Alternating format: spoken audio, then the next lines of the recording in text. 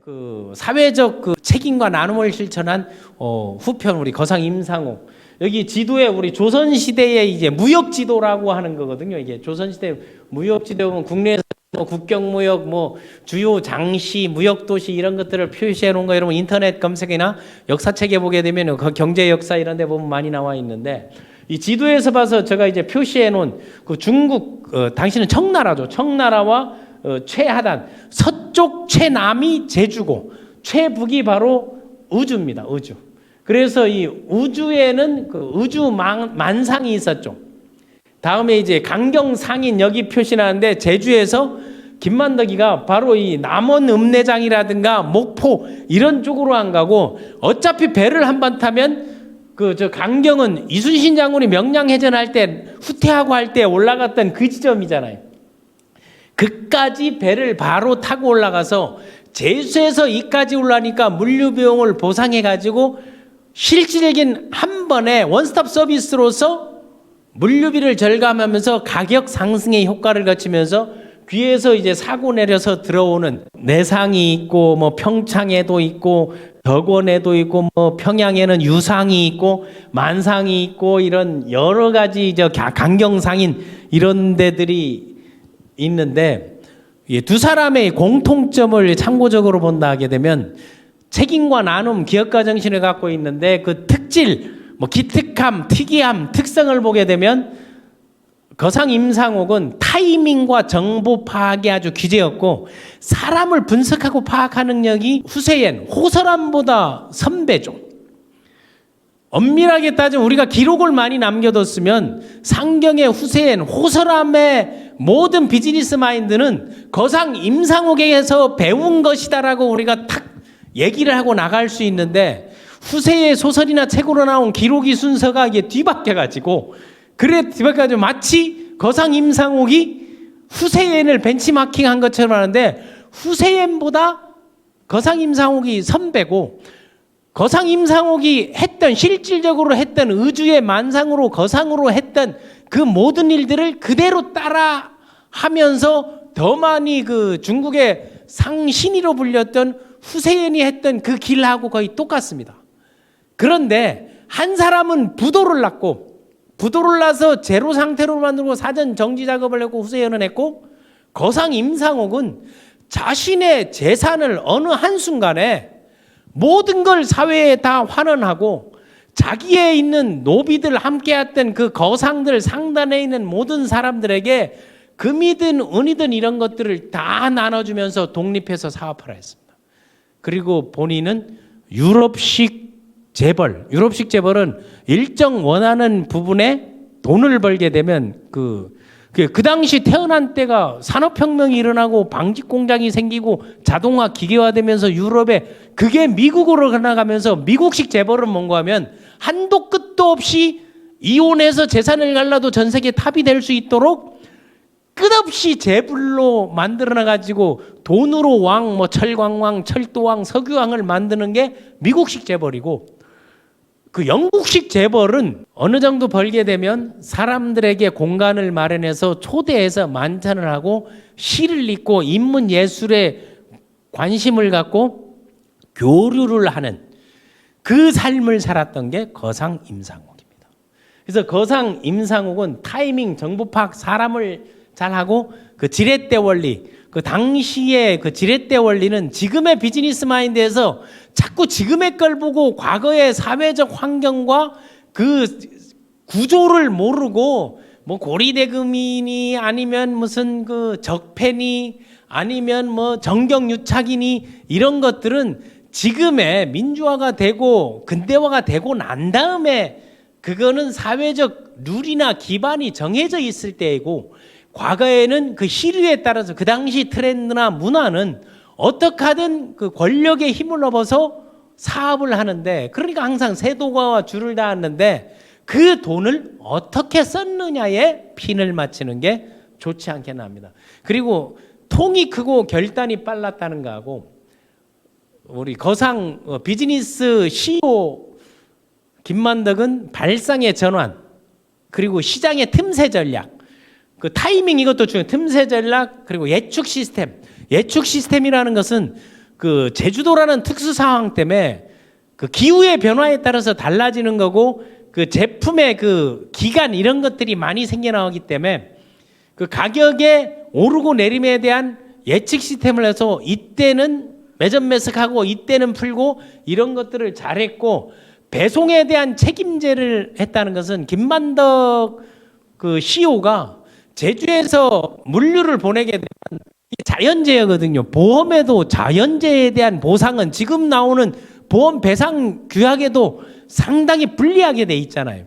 그런 자연재해에 대해서 그때는 뭐 보험이라는 게 없었으니까 자연재해 배가 난파되고 파손됐을 때 그거를 100% 전액 보상해서 신용 비즈니스를 했다는 거. 물건을 나고 사람을 믿으면 그거를 돈도 빌려줘서 나눠서 받는데 제품을 주고 분할하는 거. 지금의 할부 거래의 원조가 됐다는 게 이들의 이제 특질이라고 볼 수 있습니다. 그럼 거상 임상옥 인맥 관리의 기재 사람을 중시한다. 인맥을 중시하고 그로 인해서 비즈니스를 확장한다. 태어난 때가 영국의 산업혁명과 그 태어난 시기에 2살 때 청나라하고 동인도 회사가 1780년도에 그때 첫 무역을 시작합니다. 그 흐름들이 어떻게 거상 임상옥은 잘 알고 그걸 활용했을까? 그럼 거상 임상옥의 뿌리를 찾아 올라가게 되면 그 할아버지가 역관이었습니다. 그 역관은 이제 중인이라고 얘기하는데 지금으로 보게 되면 트랜슬레이터예요. 번역 통역관이죠. 그 통역관이 없으면 가가지고 문상도 못하는 경우들도 있는데 그 통역을 하고 그 통역관 시험에 아버지가 계속 떨어지다 보니까 아버지가 이제 힘들어가지고 만상을 했죠. 그게 다른 말로 하기엔 지금 말로 하면 보따리 장사 2주가 이제 접점 우리 끝이잖아요. 중국 청나라하고 상인들에게 보따리 장사할 때 우리나라에서 주로 무역했던 게 인삼입니다. 고려 인삼. 고려 인삼이 상인들이 다이렉트로 한 게 아니고 사신으로 갈 때 지금으로 해서 경제사절단처럼 거기에 그 상단들이 인삼을 들고 가서 그거를 팔고 여비로 쓰고 그 상인들의 거기서 마진을 챙겨 먹고 나머지들을 그 중국의 허난서론의 오빠 허균이나 이런 허성 이런 사람들은 책을 4,000권씩 사와가지고 공부를 했지만은 일반 그 이 도적놈 같은 사신들은 거기에서 우리나라에 없는 중국에 있는 희귀한 물건들 장신구 특히 멋이 많았는 거 하게 되면 그 도자기가 그 원나라 때 도자기가 뭐 하나에 100억씩 갖고 하잖아요. 그런 것들을 사고 들어오는 그 틈새에 왔다 갔다 하고 통역을 하다 보니 그 책들을 많이 보게 된 거죠. 그 책을 보다 보니 중국에 떠도는 일반에 떠도는 것들에서 정보가 상당히 탁월했고 나중에 시를 쓰고 글을 쓰고 했다 보니 그 역관들 뭐 오경석의 뭐 박규수하고 그 같이 했던 박규수 때 얘기했던 그런 역관들 그런 역관에서 글로벌 마인드라든가 글로벌 트렌드나 지금으로 하면 국제 정세에 대해서 상당히 밝았습니다. 거상 임상옥이. 그러나 이제 힘들어져 가지고 의주만상에 들어가 가지고 거기 종업원으로 있었어요. 고리대금업자의 종업원으로 갔던 게 바로 어떤 건가 하면 자신의 돌을 그 상단의 돈이나 나라의 이런 자금을 가지고 중국 유곽에 있을 때 팔려가는 그 기생으로 아버지가 딸을 팔아버리는 거.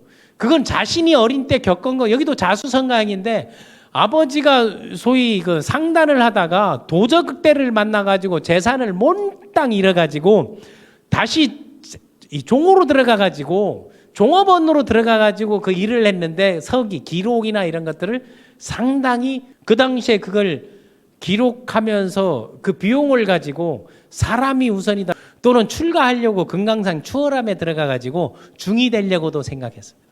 예, 거기서 공부하고 학습하면서 그때 만나는 그 스님이 그 석송 스님이라고 구월함의 석송 스님이 그때 그냥 하산하고 귀가하거라 해가지고 거기 뭐 행자까지 그 정도를 했나 봐요. 그래서 기록들이 워낙 없으니까 뭐 책이나 이런 뭐 문일평에 해방 전후에 썼던 그런 그 전기나 이런 것들 기록들 그리고 소설에 나온 기록들 그 야사와 정사를 합쳐서 흘러나가는 거기 때문에 그냥 상도의 책과 흘러나오는 기록의 주변 것들을 묶어서 이거에 사실이든 정사든 야사든 간에 우리 엘리트 리더십에서는 그게 사실이면 어떡하고 아니면 어떠냐고 그런 마인드를 우리가 배울 수 있으면 괜찮지 않나 런두 티치 차원에서 여러분들이 이해를 해주시면 좋겠다는 겁니다. 그 기록들이 그렇게 우리가 김만덕보다도 기록이 별로 없거든요. 그건 정조의 역할을 받았지만 나중에 여기도 부사 군수까지 하거든요.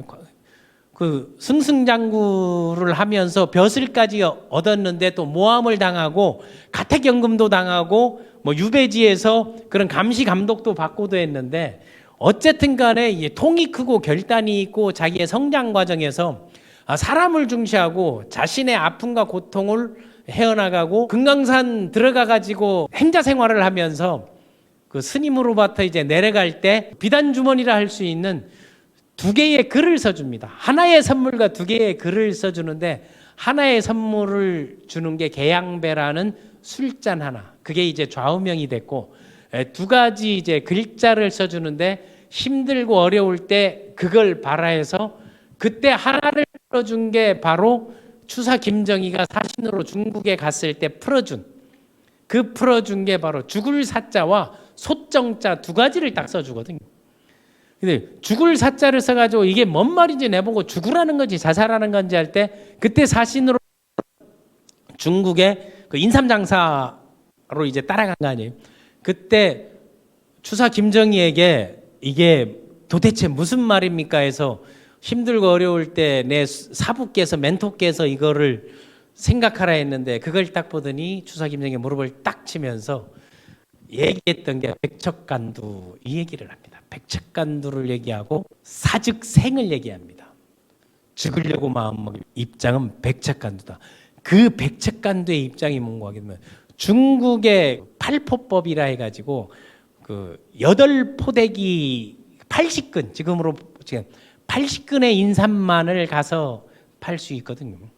그래서 그 인삼을 가서 이제 파는데 중국 상인들이 청나라 상인들이 담합을 해옵니다. 가격 다운을 위해서 물건을 안 사가지고 그것을 계속 깎고 해버려요.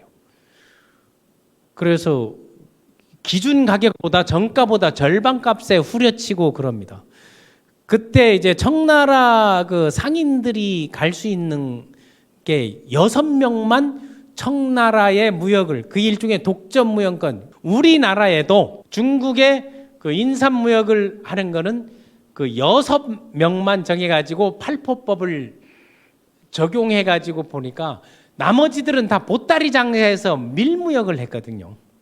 그거를 할 때 그 박종경이라는 그 세도가 그건 누군가 하게 되면 그 호조 참판까지 했죠. 호조 참판은 지금으로 보게 되면 행정제도로 보면 기획재정부 차관이에요. 그 세도가하고 뭔가 하면 그 정순왕의 순조의 그 수렴청정을 냈던 순조의 어머니의 동생이에요. 박종경이가. 그러니까 뭔가 하면 순조 임금의 외삼촌 박종경이가 그런 것들을 좌지우지할 때 박종경이를 만났을 때 다름이 아니라 청나라와 인삼무역을 독점으로 하고 있는데 그게 6명 중에 보니까 5명은 정해져 있는데 1명이 아직 정해져 있지 않은 것 같은데 그거를 저에게 주면 어떻겠습니까? 그러니까. 그런데 어떻게 박종경을 만나고 어떻게 그게 됐을까 하는 게.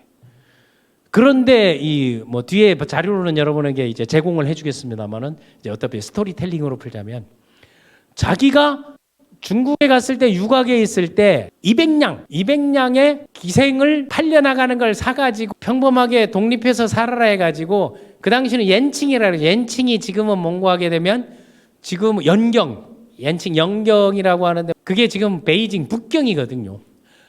이제 북경으로 이제 그 여자가 북경에서 생활하면서 괜찮고 하니까 아버지가 빚 때문에 딸을 파는 거를 거상 임상옥이가 그거를 구제해서 사줬는데 관료 그 당시 청나라가 상당히 많이 부패해 있었는데 관료하고 이제 거상 상인의 첩으로 그 구해준 그 기생이 들어갑니다.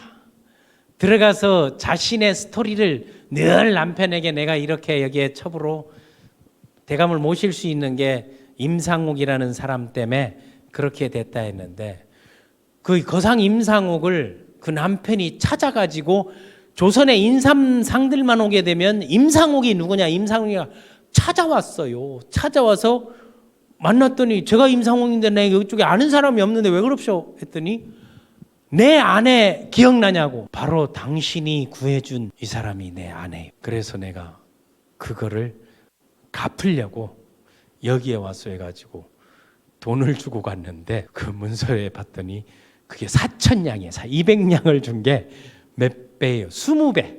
20배 넘는 거를 4,000냥을 감사의 뜻으로 전달해서 그거를 딱 받은 거예요. 그걸 받아가지고 이거 받아도 되겠냐고. 그래도 이거 공인데 받아서 이거는 내가 200냥 해서 너무 큰 데에서 고민하고 있는데 돌아오는 길에 봤더니 세도가 박종경이 모친상을 당했다는 이야기를 딱 들어가지고 그 모친상에 조문을 닦아가지고 받은 그 문서를 가지고 부조금을 백지어음처럼 어음으로 써가지고 4,000냥을 그냥 딱 써가지고 거기서 내고 해장국 하나 먹고 그냥 나옵니다. 문상을 하고. 그러니까 나중에 보니까 여기 임상옥이라 써있으니까 전체 들어온 부조보다 세도가지만 더 많은 돈이 들어와 있는 거 아니에요. 아니 이 돈이 이거 누구냐 했더니 임상옥이라고. 이 사람을 빨리 찾아라 해가지고 그 사람을 찾아서 불러드립니다. 자네가 임상옥인가요? 네 그렇습니다 했더니 그 어떻게 이 많은 돈을 부조하게 됐는가 하니까 제가 쓰는 돈보다는 모친에 대한 그런 그 돌아가심에 대한 거 그리고 그 뜻을 기려가지고 일종의 지금으로 하게 되면 장학사표로라도 이거를 세상에 좋은 일을 하고 써주는 게 제가 쓰는 것보다 훨씬 나을 것 같습니다. 그 얘기하니까 이것 봐라. 그 당시는 이 상것들이 어떻게 이런 생각을 해서 박종경이가 그 일화가 있습니다. 물어요. 무엇을 묻는고 하게 되면 네가 장사를 한다니까 내 하나 물으마. 이 서울 한양에 이 숭례문을 하루에 몇 명이나 지날 것 같으냐. 장사를 하게 되면 거래 상인 고객의 숫자 지금은 그거는 알아야 될 거지 않느냐라고 딱 던졌을 때 거상 임상옥이 중국을 왔다 갔다 하면서 책 사달라는 부탁 이런 것들을 또 뭐 대신들에게도 부탁받고 또 오면서 자기가 읽기도 하고 이런 것들을 워낙 많이 읽으니까 표현력이나 그리고 역관을 꿈꿨기 때문에 그 조상이 통역관은 말을 잘하잖아요. 그 시를 쓰고 해서 촌철살인 쓰니까 한양을 지나는 사람은 두 사람입니다니까 뭐이라? 이 사람이 나를 갖고 있으니까 두 사람이라니까. 한양을 지나는 거는 이시성을 가진 사와 손시성을 가진 두 사람뿐이 없습니다. 이시성은 누구고 손시성은 누구냐? 재상의 입장에서 볼 때 이시성은 우리 대감에게 이익을 주는 사람과 손시성은 손해를 끼치는 사람 두 부류의 사람뿐이 숭례문을 지나는 사람은 없습니다. 기발하도다. 그럼 너는 이익을 주는 이시냐 손해를 주는 손시더냐 딱 물었으니까 저는 이시도 손시도 아닌 심시이옵니다. 심시라? 그건 뭔 말이더냐 했더니 저는 마음을 주는 마음심의 심시옵니다. 그래서 이렇게 제 마음을 그대로 마음으로 받은 거를 부조하게 됩니다. 그랬더니 세상에 너 같은 이도 있구나. 네 소원이 뭐더냐 했더니 저는 별다른 게 없습니다. 중국 인삼거래권을 무역권을 공식적으로 저는 지금까지 몰래 보따리 장사를 했는데 그거를 주십시오. 솔직하기도 하고 대담하기도 하고 통을 크니까 너 같은 자가 사업을 해야 된다. 그래 그거를 그리고 또 하나 한 자리가 남은 건 네가 어떻게 알았느냐니까. 제가 만나는 사람들이 이시성 손시성을 만나니까 이익을 주는 사람들은 좋게 얘기하고 손해를 주는 사람들은 나쁘게 얘기합니다. 그런데 그래서 제가 알게 된 것입니다. 그래서 그 무역권을 가지고 청나라로 들어갔을 때 청나라가 담합을 해가지고 인삼 가격을 폭락시키려고 해가지고 아무도 안 사니까 유곽에 그대로 머무르면서 이걸 어찌하나 할 때 그때 비단 주머니 구월암의 금강산 구월암의 석송 스님의 그걸 따고 사자를 추사에게 물었더니 이게 백척간두 사즉생이다. 죽으려고 하면 살 것이다. 아차 딱 해가지고 그래 이생 이상 2번 죽고 2번 살고 1번 죽고 1번 살지. 사람이 태어난 거.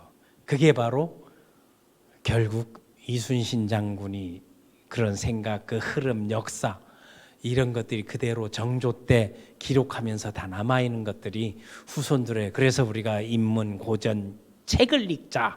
역사가 중요하다. 비즈니스에서는 더더욱 중요하다. 경제는 역사, 인류의 역사다. 돈의 역사다 얘기하는 게 바로 그것이지 않나. 그래서 안 팔았다 하는 거예요. 나는 안 판다 했더니 5명은 이게 가면은 유통기간에 문제가 있고, 그리고 여기서 내가 이 돈을 받아가지고 주문받은 거 그게 오퍼상한이에요. 청나라에서 이거 사오라는데 내 신뢰는 어떻게 되냐 그걸 딱 하니까, 뭐 드라마에는 약간 그 달리 나옵니다만은 본인이 하나하나, 뭐 드라마에는 뒤로 가서 이제 그걸 사는 거 나오는데, 그러면 그거를 내가 그 값을 인수하고 어차피 싸게 팔 거면 40냥 할 거를 내가 65냥 조금 더 걔네들보다 올려서 줄 테니까 나한테 다 팔아라 해가지고 5명의 인삼을 자기가 다 삽니다. 다 사니까 같이 가니까 정신이 있냐 없냐 이걸 딱 하는데, 그걸 가지고 사람들에게 가서 광을 붙여라 딱 하는, 80냥 하던 거를 40냥에 팔라는 거를 40냥에 팔려는 걸 65냥, 뭐 그 금액들은 여기저기 뭐 다 차이가 있으니까 뭐 그 당시 뭐 지금 현재로 환산하게 되면 뭐 다른 거니까, 그럼 65냥에 5명의 거를 자기가 다 사고 80냥짜리를 80냥에 안 하고 밖에 가서 광을 딱 보면서 105냥을 딱 붙입니다. 105냥 딱 해서 사라니까, 이것들이 40냥 65냥 하니까 그럼 80냥 해달라고. NO. 60냥에 NO. 그걸 딱 하면서 안 팔겠다고. 뭐 우리도 안 산다 해도, 그러면은 뭐 어차피 못 먹을 거 냄새나 맡아라 해가지고 하나씩 한 포대씩 그거를 다 불질러 버립니다. 불을 태워가지고 그 청나라 상인들도 조선의 인삼, 고려 인삼 때부터 조선의 그 홍삼 아니면은 쟤네들이 처방을 못 하니까 걔네들도 쫓기는 거예요. 근데 그 가격을 담으면서 내리자는 거를, 그거를 알고 난 이들도 이거 없으면 하니까 어차피 죽는 거 다 죽자 딱 하는 거예요. 그리고 안 판다고 이걸 그냥 불태워서 못 먹는 거 냄새라도 맡으라 하니까, 그 장안이 인삼 냄새가 진동하는 게, 인삼을 태우니까 인삼 다리는 냄새 나오니까 가니까 태우고, 가격 할 때마다 한 포대씩 하니까 절반 가까이를 태워서 안 판다고 하니까, 그럼 가격을 높여서 그걸 주니까 그 가격이 안 된다니까. 왜? 이게 내가 다 사고 들어온 건데 이 태운 것 값도 내가 받아야 되겠어 딱 하는. 그러면 전체 가격을 주고 남아있는 것만 가져가려면 사시오 딱 했더니 그들이 어쩔 수 없이 그걸 딱 막습니다. 그래서 카르텔 형성하고 가격 담합하는 것을 막아가지고 들어옵니다. 그때부터 거의 독점적으로 하면서 재산을 모아가지고, 그 재산이 금은보화가 그 표현으로 하면 뭐 가포집이라는 게 있었다는데 아직 전해지는 건 없고, 시를 쓰고 글을 썼는데 그 나중에 그게 다 이제 소실되고 그랬는데, 그걸 뭐 상상으로 이제 많이 썼는데, 그거를 딱 보고 어머니에게 자기 자랑을 할 때 재물은 끄떡 없습니다. 금은보화는 마이산만큼 쌓여 있고 비단은 도로를 깔고도 남고, 이런 얘기들을 많이 던지면서 온 다음에 돈을 벌어가지고 정말 궁궐 같은, 나중에 후세엔도 그렇게 짓잖아요. 그래서 그걸 비즈니스에서 지금 문화재로 만들어놨는데, 뭐 지금은 뭐 다 소실돼서 없다고 하는데, 또 지금은 뭐 남북이 갈려 있으니까 그런 사료나 자료들이 어떻게 있는지 모르겠는데, 거기에서 그 중국에서 청나라 사신들이 오면 우주 관가에서 데려가 가지고 사람들을 포식을 시킬 때 그 일화 중에 하나가 700명을 데리고 왔어요. 그 한 집안에 700명, 숟가락이 700명, 그릇도 700명이 없을 거라고 생각해서 반은 이게 가능하냐 해서 네가 아무리 그게 돈이 많고 뭐 한다는데, 그 700명을 개인상을 다 받아가지고 그 식사, 종업원도 700명 개인상이면 1대1 이런 거를 하는데, 그때 사람들을 많이 뒀었던 거죠.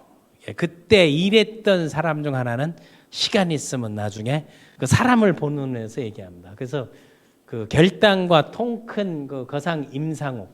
그래서 드라마를 통해 보는 최인호 소설 상도에 보게 되면 그 상도책과 여기에 나오는 임상옥의 이야기가 저게 이제 드라마에 나오는 그 삶을 이제 불태우는 거. 그래서 여기에는 무슨 뭐 근당 이제 200냥에 거래하겠소 뭐 40냥 뭐 50냥 65냥 80냥 105냥 150냥 200냥 여러 가지가 나오니까 픽션과 이제 그리고 논픽션이 같이 들어가니까 상도의 정신 비즈니스 그 당시는 독점 거래가 지금은 뭐 덤핑 관세 뭐 반독점 거래법 여러 가지 지금의 핀을 맞추지 말고 이때 얘기했던 그 얘기가 그 작은 부자는 개인이 만들 수 있지만 큰 부자는 나라가 만든다 하는 이런 것들이 바로 이제 재물은 평등하기가 물과 같고 사람은 바르기가 저울과 같다 해가지고 재상평여수 인중직사형이라는 이런 거 장사란 이익을 남기기보다 사람을 남기는 것이다 하는 거. 그리고 이 초상화는 그 구슬받은 걸 가지고 해서 직접 그린 게 아니고 이제 상상으로 우리 초상화들은 다 그렇거든요.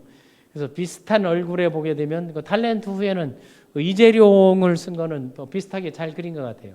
그리고 그 멘토가 줬던 그 멘토 우리가 LDT에서 보게 되면 중국 인상가격 담합 때 썼던 그 사라는 거하고 그 홍경래 난 때 그때 홍경래가 도움을 요청합니다. 그 이주에서 그 우리 보니까 서북 지방의 차별에 대해서 거기도 뭐 유배지 뭐하고 이 홍경래는 누구였는가 하게 되면 과거 시험을 7번 8번 이제 떨어집니다. 그 향시 지방의 그 지방 그 행정직 그 고시에서 계속 떨어지면서 먹고는 살아야 되니까 글을 쓰고 셈을 잘해가지고 의주만상 거상 임상옥 상단에 서기 기록하는 거 그 사람 돈을 빌리는 사람 갚는 사람 버는 사람들을 워낙 많이 된 사람 보는 눈에 대한 기재 그런 촉이 상당히 탁월하고 정보를 첩보를 가지고 정보화하는 것도 그 타이밍이나 이런 거를 활용하고 지렛대를 잘했다는 게 거상 임상옥인데 그 일을 하고 그 당시 중국에 700명을 모집할 때나 일을 반듯하게 잘하고 어떤 높은 벼슬아치가 와도 아부하거나 아첨하는 게 없이 반듯한 그 비즈니스 에티켓을 딱 갖추는데 얼굴이 너무 당당한 거야.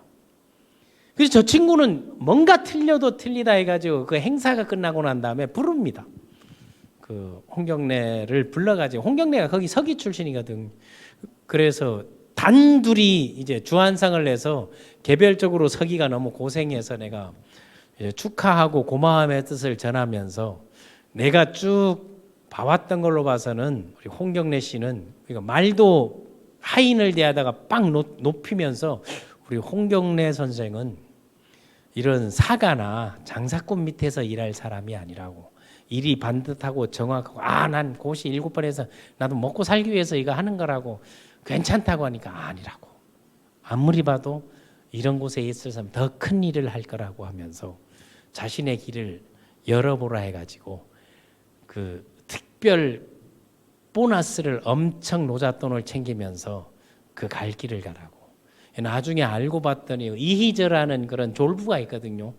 그쪽으로 가가지고 거기를 터전으로 삼는데 홍경래가 내란을 일으키려고 부자의 그 틈바구니에서 자금 확보하고 이런 것들이 재물 이런 걸 파악하기 위해서 그걸 다 파악하잖아요.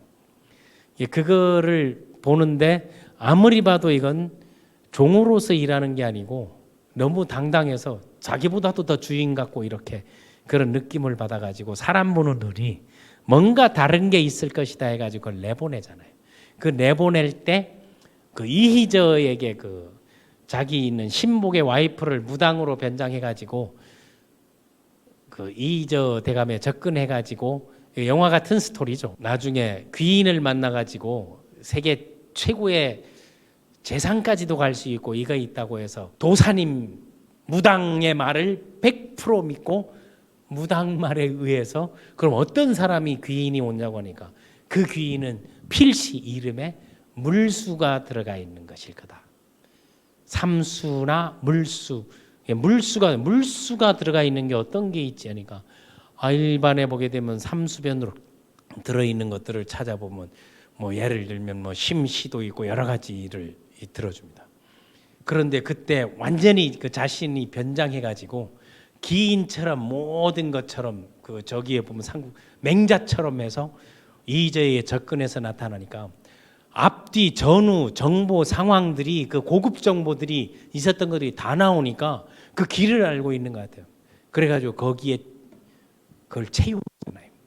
봤더니 이름이 뭐예요 했더니 홍경래요 했더니 홍경래라 삼수 함께고 이게 기이군이 해서 그걸 받아서 거기서 홍경래의 난 음모 주도를 거기서 하게 됐다는 그런 이야기들이 전해져 내려옵니다. 그때 이 홍경래한테 홍경래가 와서 이제 여러 가지 설이 좀 부탁을 자금이나 돈 좀 이래 융통을 해가지고 이런 걸 부탁을 할 때 왜 평소에 자기는 이저처럼 안 살겠다 저런 졸부처럼 안 살고 세상을 위해서 돈을 쓰겠다 하는 것들을 공적으로도 많이 얘기고 거상 임상옥이가 상당히 표현이나 이런 게 시적이고 좀 세련됐었나 봐요. 그래서 요 글자를 딱 봤더니 요게 솥정자거든요. 가마솥을 태울 때 보게 되면 딱 삼각대가 있고 이 균형 이게 균형이 뭐 민관군 이 균형의 방향을 잡아야 된다 딱 해서 그래서 그거 할 때 홍경래는 한양으로 가가지고 민심이 심상치 않다 해서 정보 보고를 해줍니다.